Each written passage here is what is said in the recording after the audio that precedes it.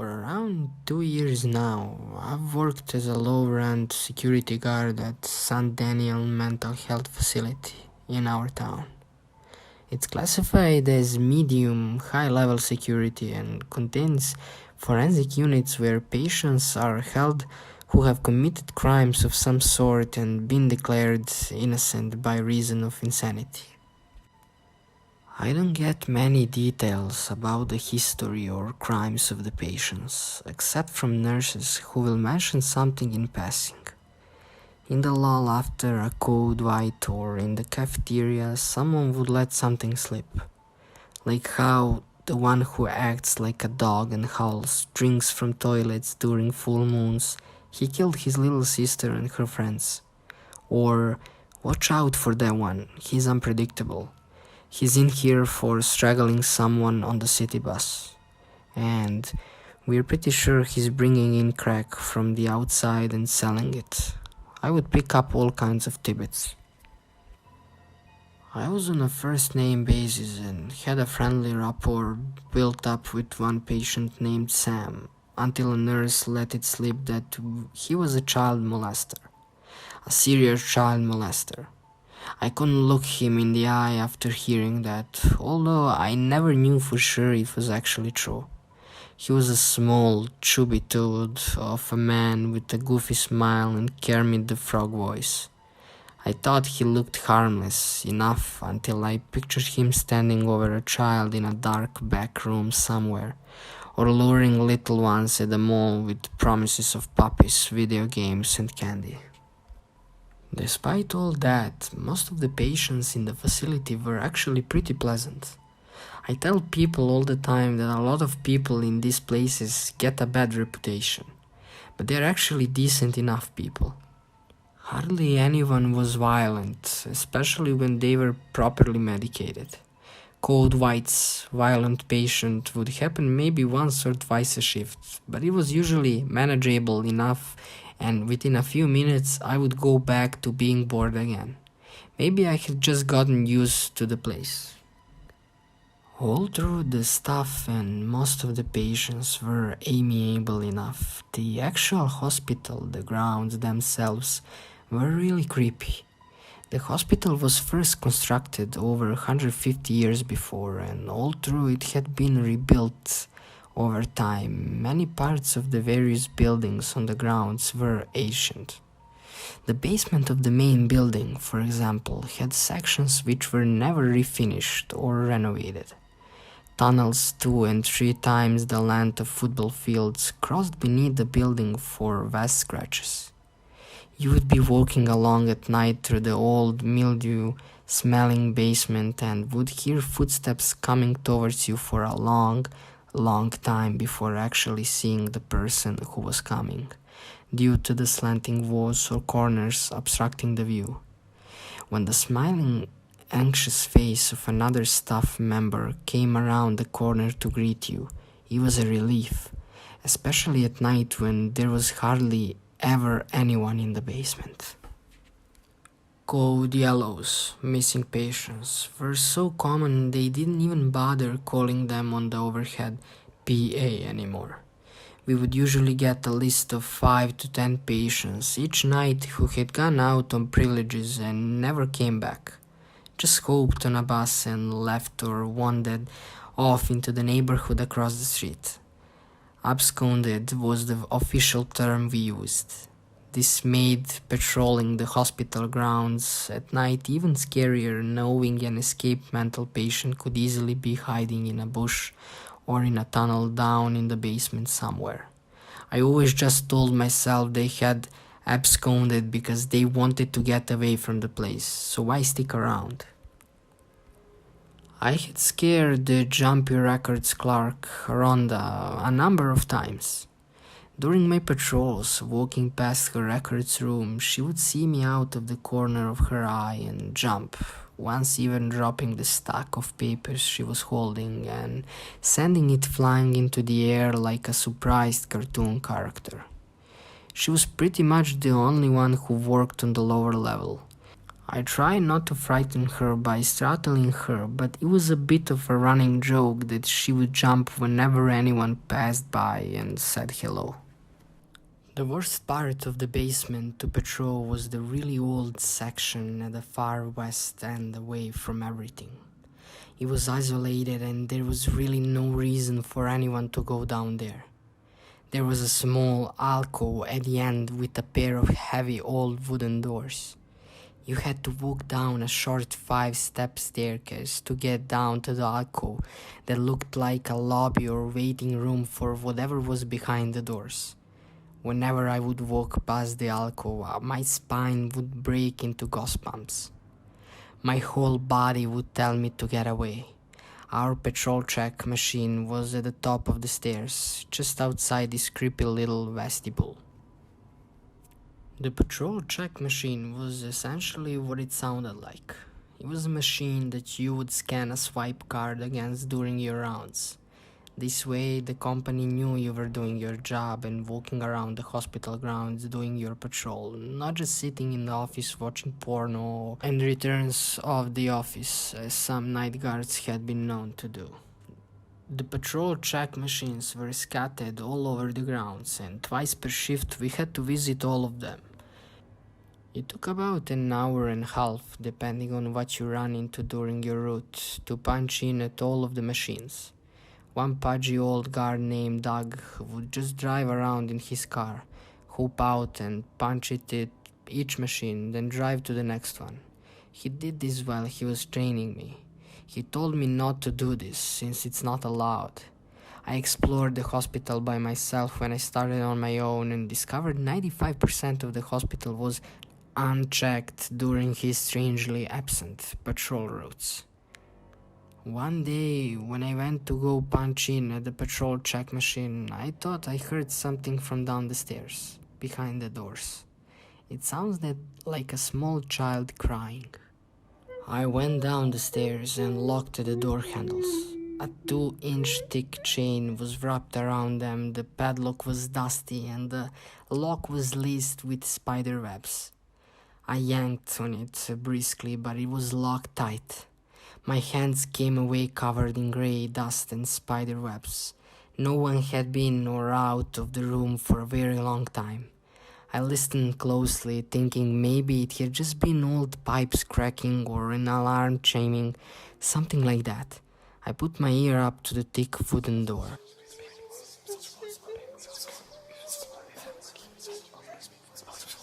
There it was again. The unmistakable sniffling sounds of a young child crying. It sounded like a little girl. "Hello?" I called through the door, timidly, frightened of what I might hear called back to me. "Hello? Is someone there?" "Yes, I'm here. I'm a security guard for the hospital. Are you okay? How did you get in there?" "I don't know," she began to speak quickly, before becoming understandable again, "and locked the door and I can't see anything. It's so dark in here. I want my daddy." The child resumed sniffling and crying. I felt terrible for the little girl. Someone had probably come to visit a relative and left her alone, and she had wandered off to explore the mental hospital on her own. What kind of parent could do something like that? Then I remembered we were in the middle of a pandemic and there were no visitors allowed in the hospital to decrease the chance of an outbreak. She must have gotten into a back tunnel somewhere, I thought. It was like the Claw mansion around this place. Hidden tunnels were just a matter of course. I seemed to find a different mysterious old section of the hospital every day. And side tunnels branched off in so many directions it was nearly impossible to explore them all. Some were so dark, dusty, and cobweb covered that it was obvious nobody had explored them for years. The place was so massive, it seemed like there was no end to the ancient and unusual sections that were no longer used, especially down in the basement. People in town called the hospital the sanatorium, and its mysterious tunnels had been the source of local rumors and legends for years. I'm going to get you out of there, kid. Just hang on for a few minutes. Can you do that for me? I paused and waited for her to answer back. She didn't. Hey, my name is Jordan. What's your name?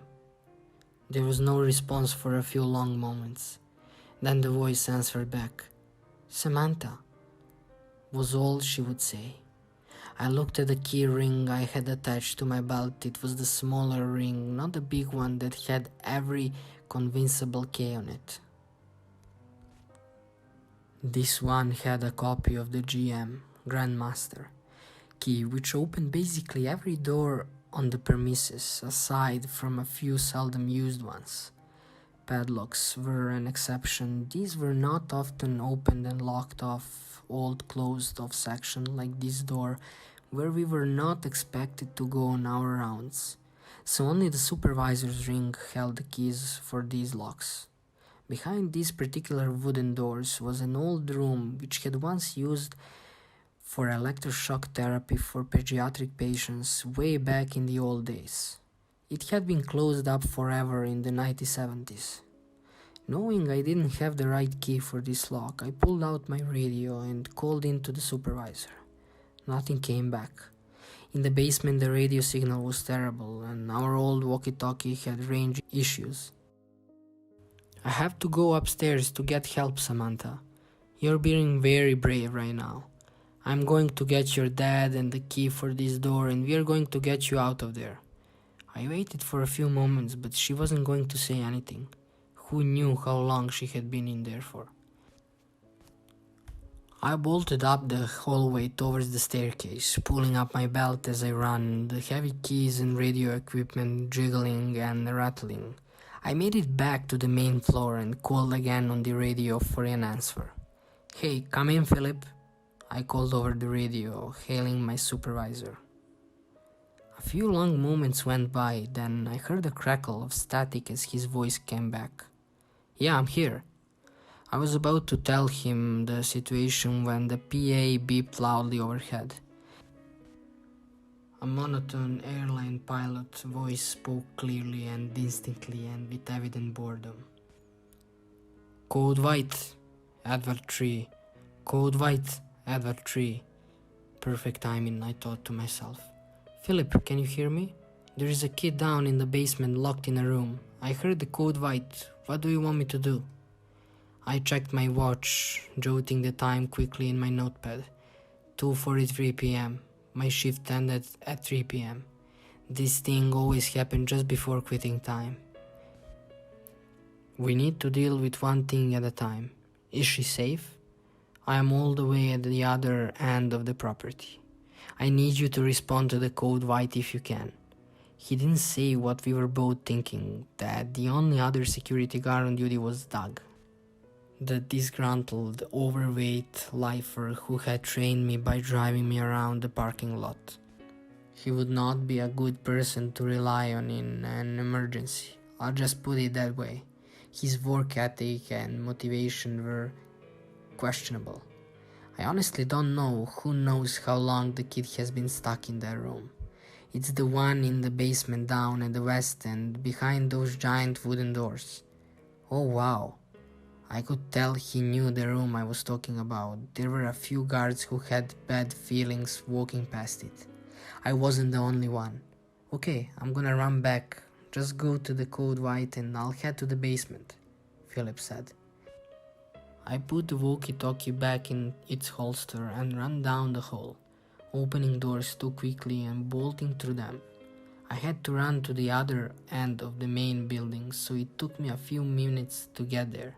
One nurse shook her head at me as I walked into the unit and immediately threw some heavy shade my way. What are we even paying you guys for? We took care of it already. This particular nurse and I had never gotten along. She was an older Rianne named Marianne, who had worked there forever. She was the queen bee type, and during her shifts, there was no doubt who was running the show. I walked further into the unit, ignoring her, and pulled out my notepad so that I could fill out my report before going home. I talked to a male nurse quickly, anxious to get back to the basement. It was weird. He was looking out the window and started freaking out, screaming, throwing his pudding at the wall. At least that's what the roommate said. And he's usually telling the truth. They pointed me in the direction of the roommate, Mike. I knew him from around the place. He was pleasant and kept to himself. He told me that he didn't see what had upset the other guy so much, but it was definitely something or someone outside that sent him into a frenzy. He had run away to get a nurse, and I told him he had done the right thing. With my notepad full of the requisite details, I hailed Philip on the radio again. "Hey bud, you get her out of there yet? Guess it's gonna take a while to find the key, huh?" "There's nobody down here. I got the door open a minute ago and the room's empty." I swore and ran downstairs, trying to figure out how he had gotten the location wrong. I hadn't given enough details on the location. I got down to the basement and ran down the long corridor back to the west end. When I finally got there, I saw that he had gotten the location right after all. He was standing outside the room, dusting off his hands and looking at me. "I left it open so you can take a look. No, little girl. You sure you heard it coming from this room? Not an air vent or something?" I told him I was sure and that we need to call the police. I double-checked with my flashlight inside the terrifying room. Most of the old equipment had been removed, so it stood bare and dusty. The few remaining pieces of undefinable hardware bolted to the walls were covered in cobwebs. The feeling of dread I felt like an aura around the room intensified the longer I looked inside. I couldn't bring myself to step inside. I know I'm a coward, but Philip told me he had checked, and I knew he was reliable. He was a volunteer constable with the police department on his days off, waiting for a real position to open up, trying to get his foot in the door. I stepped back, unsure how it was possible. Maybe the child had gotten out the same way she had gotten in. We checked and no one had come to the hospital with a child named Samantha that day. No children had been in the building at all. The police took a report and said they would cross-reference the case if any girls named Samantha were reported missing. But at the moment, there wasn't any open cases involving someone by that name in the area. We did a sweep of the basement and checked everywhere. I stayed 3 hours late, not caring if I would get paid for my time. The hospital was so large it felt like we were searching for a needle in a haystack. Doug even surprised me by staying late and helping me to search. All through, he didn't cover a lot of ground. By the time we were done, Philip was looking at me strangely. "You're sure you heard a little girl behind those doors? The lock hadn't been touched for decades by the looks of it. I don't see how anyone could have gotten in there." I left work, educated, feeling like people had begun to think I was crazy. But I had heard a little girl down in that room. I was 100% sure of that. The police assured us they were going to follow up, but I couldn't help but think I was failing that little girl somehow. Where had she gone so suddenly? After the mysterious events in the basement tunnels, I had a couple days off, then had to switch over to night shift, as we all did every 2 weeks. The lack of sleep and changeover always played havoc with my rhythm, and my brain always felt fuzzy and wrong for a few days every time I switched from days to nights or back again. On my days off, I would be plagued by headaches that started as a dull ash behind my eyes until they turned to gnawing migraine that forced me into darkened rooms to sit alone with my thoughts until I fall asleep. It was 3 a.m. on my second night shift when the phone rang in the switchboard office. It was so quiet I could hear her pick up the phone and answer. "Switchboard, Lisa speaking. Hello? Hello? Anyone there?" She came back to the security office and I put down my pen. I had been working on a Sudoku puzzle that was seeming more like a hard difficulty than a medium and had only gotten one number down. That was weird. she said, popping her head in. What's that? Someone just called from the old trades building, but didn't say anything. The trades building was one of the outbuildings that wasn't connected to the main hospital. Like many of those, it was old and disrepair, no longer used for its intended purpose. It was now more of just an overflow storage space with a couple of usable workshops that repairmen seldom used.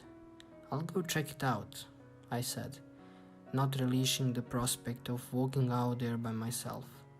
The only other guard who wasn't locked in a control boat was Doug, and he was on his break, trying to take a nap. I didn't want to wake him up, it was against our local customs. I walked out to the braid building in the brisk night air. It took a while to get out there, and I admired the stars as I walked. It was a full moon. Bats were flying through the air above and hunting for bugs. I watched them and was surprised at their numbers. When I got to the trades building, I looked at the window closet to me and thought I saw movement inside. I pulled out my walkie-talkie and called into the switchboard office, telling her to wake up Doug. Stand by to call the police as well. I think I saw movement in the building. Be careful, Jordan. If there's someone in there, it's probably better if you just wait for the police. It could be a burglar. I'm gonna check it out from outside, see if I can see anything. I walked up to the building and started testing doors to see if they were locked. I walked around the perimeter, putting my face up to the glass and looking inside. It appeared empty. I pulled out my radio and called back to the office, saying I was going to check inside. The building looked unoccupied. Lisa told me the police were on their way and to be careful. She hadn't seen Doug in the break room, but he would have heard us on the radio by now, so had probably started walking out to the trades building. I unlocked the side door and walked in. I used my flashlight to see as I walked from the room to room, looking inside. I thought I heard something from the room ahead of me and to my right and walked forward, trying not to panic. I walked into the room and looked around. It was filled with welding equipment. The door suddenly slammed shut behind me. I turned around, startled, my heart suddenly in my throat. How I didn't even have time to complete the thought before something to my right caught my eye. It was a body on the ground with a pool of fresh, bright blood surrounding. I couldn't see where all the blood was coming from, but there was a lot of it. As I looked closer, I saw she was far beyond my help. I recognized her face too. It was Rhonda, the records clerk who worked in the basement. I could have imagined it, but as I stood there staring at her body, my jaw agape. I thought I heard the soft, playful laugh of a small girl from somewhere distant, yet somehow echoing in the room. The police arrived a few minutes later, after I called into the office to report what I had just discovered. Doug waddled up to the scene about 10 minutes after the police arrived, looking sleepy, asking what he had missed. I told him and he did a double take, blinking his eyes and looking suddenly wide awake. Rhonda? Seriously? He looked really shaken for a moment. What was the scene in there like? Any ideas what might have happened? I told him about the door slamming shut behind me. He paused, then said the same thing had happened to him a couple times in that building. There was a constant draft in there. It seemed plausible. Thought I had never noticed it happening, and the time of it had been spooky to say the least. I hadn't heard footsteps or anyone running away though. I had checked the halls just after that too and found them empty. Doug told me he recognized one of the cops from when he used to volunteer at the police station. He went over saying he was going to try to get some more info for us. He got over to the crowd of police and I was surprised to see almost all of them immediately recognized him, and they seemed to be on friendly terms. He chatted with them jovially, and I was surprised to see him looking so animated and conversational. He had always been a bit of a grouch, in my experience, who kept to himself mostly and didn't talk much. The longer he stayed and talked with them, the more I began to realize he had no intention of coming back to talk to me. He seemed to have forgotten I was there. I walked back towards the hospital, slightly embarrassed and annoyed with him. A couple days later, it was like the whole incident had been forgotten.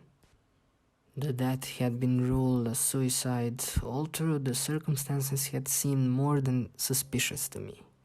My story about the door slamming shut behind me, for instance, had been written off as a drafty building, just as Doug had suggested.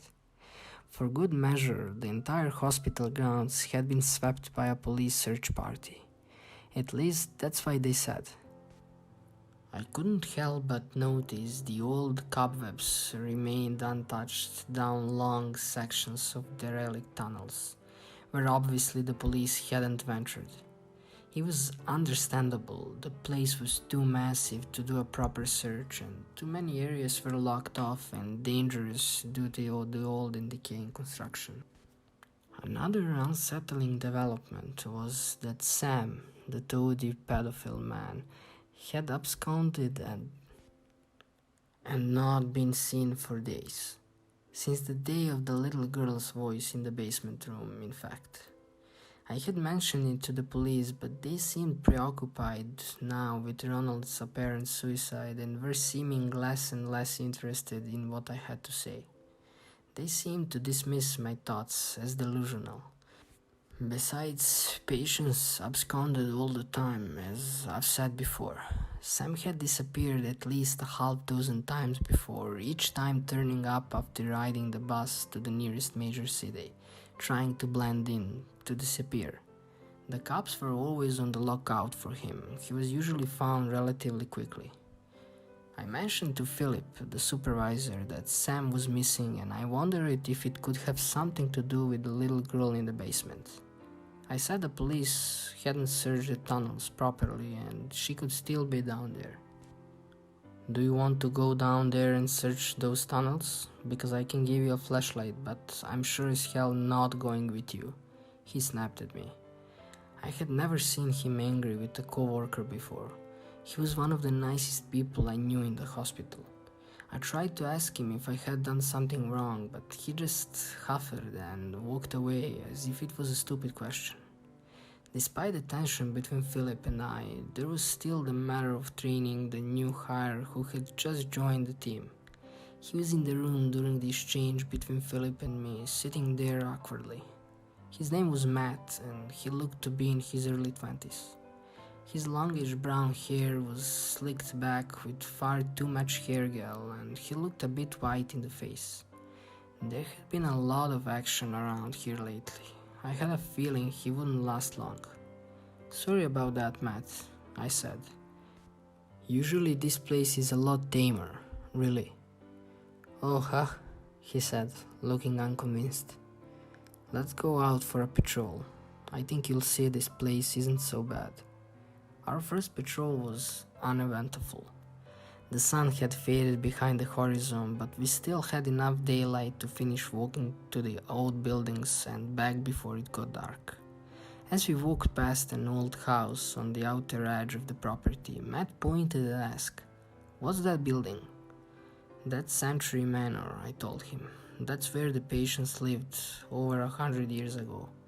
Back in the days when the mental patients had to grow their own food, cook their own meals, and pay the hospital's overhead costs with their labor, making clothes and blankets for sale to markets in the city." "How do you know all this stuff?" he asked. "There's educational posters hanging up in the lobby with big black and white photos of the hospital back in those days," I said. "That building has been boarded up for decades, though. No one goes in or out. What's with the little girl up in the window then?" he asked. I looked up in surprise, my heart pounding. "Where?" I grabbed him, shaking him. Maybe I was just seeing things, I don't know. I thought I saw a little girl up in that window, right there. I looked up at the window where he was pointing, but didn't see anything. We checked all the doors, but they were fastened tight with chains and padlocks. Just like the room in the basement, I thought. I hailed Philip on the radio. He was working for another hour and still had the big key ring. He called back, sounding annoyed. "What do you want?" Matt says he thinks he saw a little girl on the top floor of Sentry Manor looking out the window at us. Considering the events of the last few days, do you think maybe we should check it out? I'll call the police, they can check it out. Just come back to the office when you get a chance. I need to trade keys sets with you so I can go home. The nightly ritual was for the supervisor to give the big key ring to the night guard, so they had it in case of emergency. The smaller set of keys would be locked in a drawer for safekeeping. I wished I could stay to check the house with the police, but who knew how long it would take for them to come. I called up to the window a few times, seeing if I could get the girl to come back, but she didn't. We hung around as long as we could and finished our patrol and made our way back to the office. Philip gave me the bigger set of keys, saying the police had been to the house and checked it out right after we left. It was empty, of course. He looked even more pissed off now than before, as if my actions were somehow jeopardizing his future career with the police force. I resolved to check all the doors and windows of Sentry Manor when we got back out there for our late-night patrol. If there was a window or a door open or another secret way in, we would find it. I considered I could just use the key on the big ring, but was worried about going into the house. It was condemned and falling apart. The floors and ceilings were no longer considered safe to bear weight and were reportedly sagging and buckling in places. I had never been inside. It was against protocol because of the safety concern. I spent the next few hours in the office showing Matt how to fill an accident report, how to call in a code white, and other essential things he would need to know to do this job.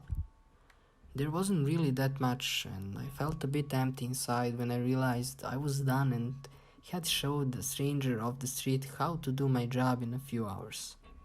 I had no delusions about my job security. I was highly replaceable. I told Matt we would start our next patrol, and we put on our radio belts and headed out to the door, telling Lisa where we were going in case there was a code. We made our way hastily around the hospital. I checked the doors on the right to make sure they were locked. Matt checked the doors on the left. A quick pull on each dark knob before moving on the next one. The security guard shuffle. We made it outside and I headed straight for Sentry Manor, even though that wasn't my usual route. I had a bad feeling. I had to see what was there for myself. When we got to the building, we did our dark knob dance, walking around the outside, checking the windows visually as we went. When I got to the back door, the last one to check, I pulled on the dark knob and felt it was locked. "How sure are you it was a kid you saw up in that window?" I asked. "Pretty sure, yeah, it looked like it." "I know eyes can play tricks sometimes though, right?" When I looked back up there and she was gone, it just seemed like I must have imagined it. "Why?" I took a deep breath. He knew why. "I'm going inside. I think you should stay out here. It's not safe in there, and what I'm about to do is against the rules. Big time." He didn't argue. I turned around and after a few minutes of trial and error found the right key. The lock turned with an effort. I opened the door and looked inside. I told Matt that if I didn't come out in a few minutes, he should call the police. We each had a radio, but I turned the volume on mine down.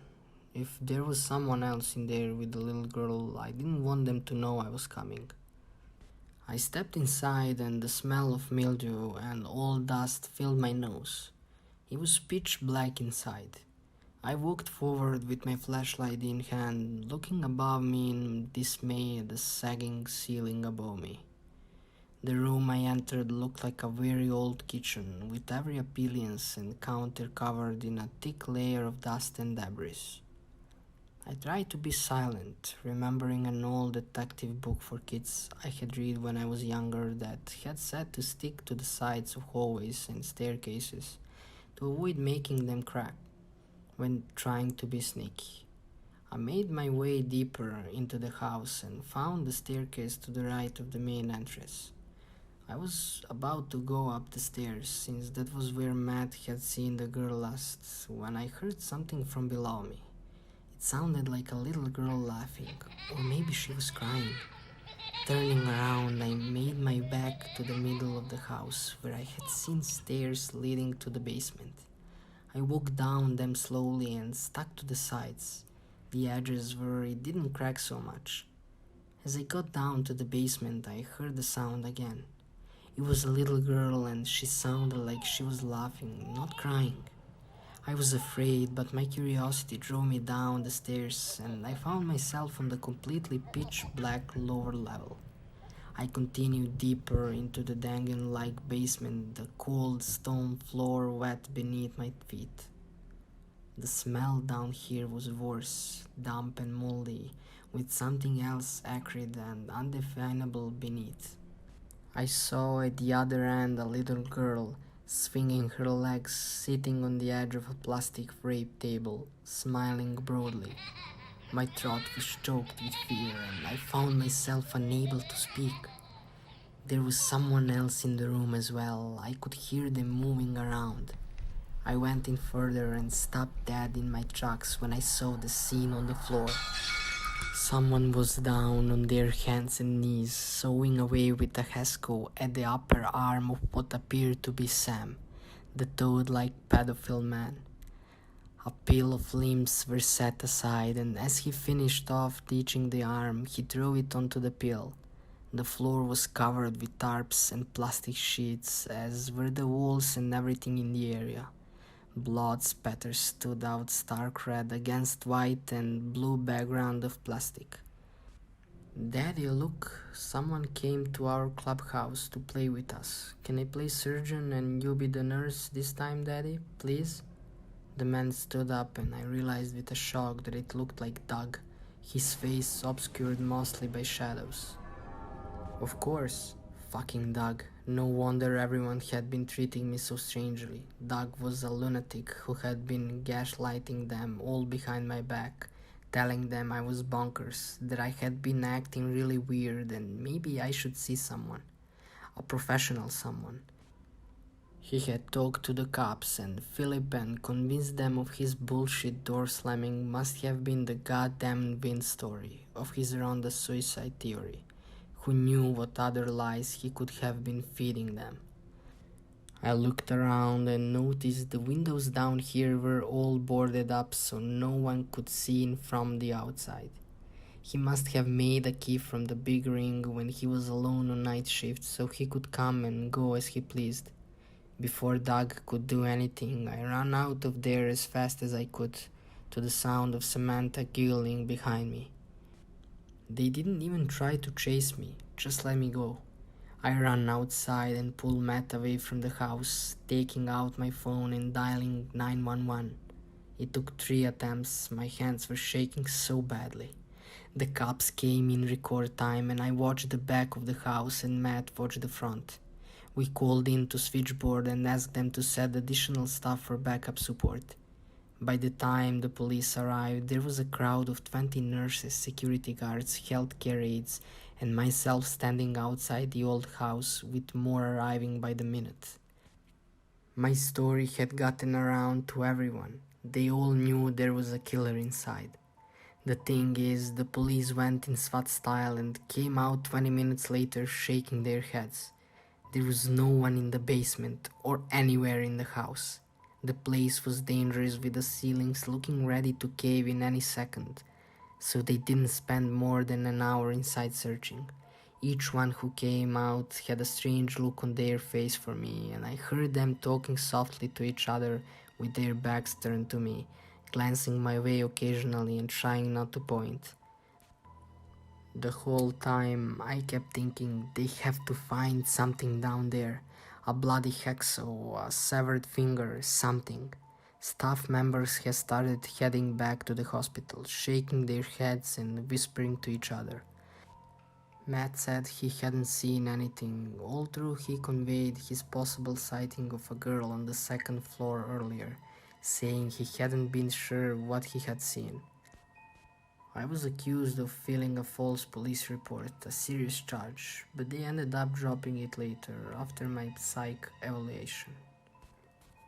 I was suspended from work pending an investigation. I had numerous meetings with bigwigs at headquarters, always with union representatives present, who had lots of good ideas on how to allow me to keep my job. They suggested I go see a psychiatrist. The doctor examined me and promptly diagnosed me with severe PTSD. He said he couldn't determine the source of my childhood trauma with extensive talk therapy, but explained that I had experienced a flashback of the events, something horrible in my past. He prescribed me some medication which I pretend to take, a bright yellow and white capsule and a blue oblong tablet. I eventually was allowed to come back to work, but no one treated me the same. I was told Doug had left, creating personal reasons for his departure, saying his young daughter had health issues. When I asked what her name was, I was told to mind my own business. There was no record of either of them on Google either. I wanted to see a picture of her to compare to the little girl I had seen in the basement. One day, shortly after I returned from my suspension, another security guard, a wise older man from Afghanistan who had been a chemistry professor back home, said something that stuck with me. "You know, Jordan," he said, his voice tinkly accent, "we became like the people we surround ourselves with, the people we spend time with, and here we're surrounded by mental patients." He left me to sit with the idea, saying but not saying who he was referring to. I just can't help but keep wondering, what's down in the tunnels below the hospital? Is there a sub-basement below the basement? I know I've seen stairs leading downward from the basement into what appeared to be a mechanical section. Is there a tunnel or tunnels down there no one knows about? One that goes from Century Manor to the main building to the trade building and to the west end of the basement. I'm determined to find out. Doug is not going to get away with this.